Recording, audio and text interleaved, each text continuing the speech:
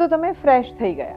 આ આસન કર્યું, તમે જોયું અને કર્યું પણ ખરું ને ફ્રેશ થઈ ગયા. તો પછી બીજું આસન બતાવો કે તમને ધારો કે પગ દુખતા હોય, પગમાં થોડી વીકનેસ હોય, પગમાં સોજા આવી ગયા હોય અથવા વેરિકોઝ વેઇન્સ હોય, તો આ વ્હીલ સાથે કયું આસન થાય અને સાથે સાથે તમારો ચીન લોક થાય છે એટલે બીજા પણ બેનિફિટ મળે છે. તો ચલો પહેલા આસન જોઈ લઈએ.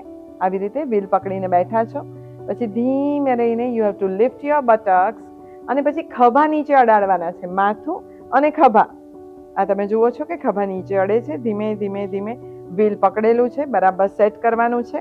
અને હવે વેન યુ ફીલ કે યુ આર કમ્ફર્ટેબલ તો બંને પગ ઉપર કરવાના છે.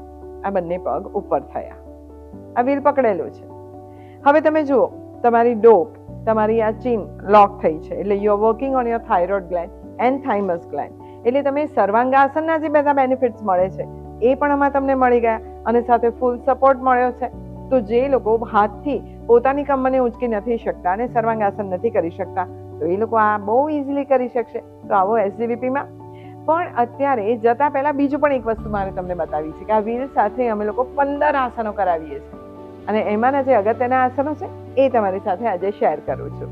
ધીમે રહીને પાછા આવીશું.